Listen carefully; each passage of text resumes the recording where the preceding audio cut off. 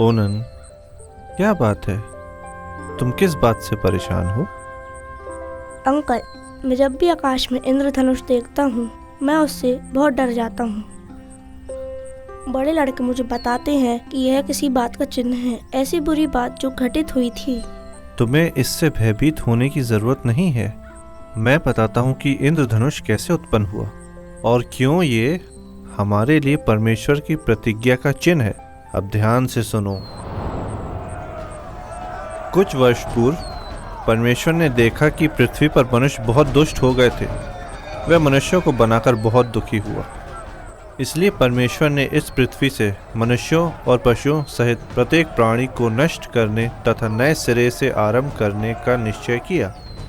किंतु नूह परमेश्वर की दृष्टि में धर्मी था।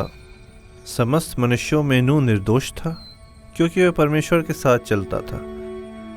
इसलिए परमेश्वर ने नूह से कहा, तू अपने लिए लकड़ी की एक बड़ी नाव बना और ऊपर तथा नीचे की छतों में कमरे बना। तू नाव के अंदर प्रवेश करना, तू, तेरी पत्नी, तेरे बेटे शेम, हाम और येपेत और उनकी पत्नियां। तू अपने साथ प्रत्येक प्रकार के 7 शुद्ध पशु नर तथा उसकी मादा के साथ तथा प्रत्येक प्रकार के 2-2 अशुद्ध पशु ले जाना। 7 दिन में मैं पृथ्वी पर 40 दिन और 40 रात तक वर्षा करूंगा और इस पृथ्वी पर जो कुछ मैंने बनाया है प्रत्येक जीवित वस्तु को नष्ट कर दूंगा।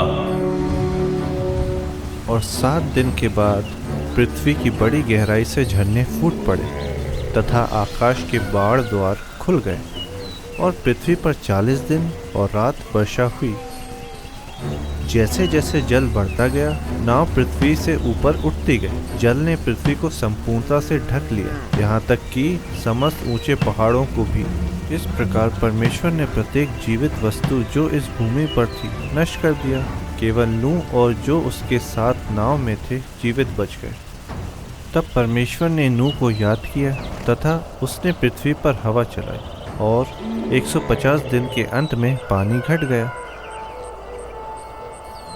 तब परमेश्वर ने नूह से कहा, नाव से बाहर निकल आ तथा तेरे साथ जितने जीवित प्राणी हैं उन सब को ले आ और उन्हें पृथ्वी पर बढ़ने और फलवंत होने दो।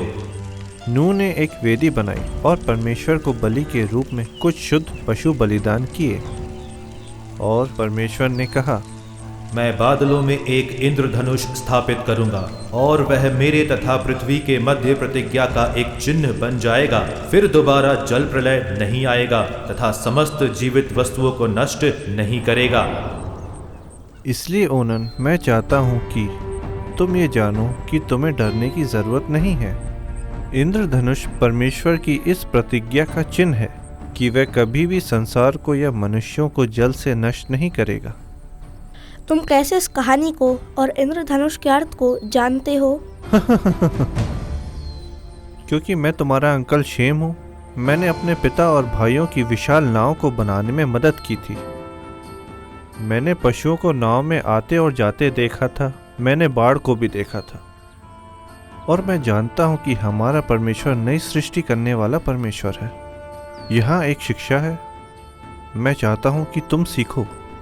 जब तुम इंद्रधनुष देखते हो तो उस पर भरोसा रखो।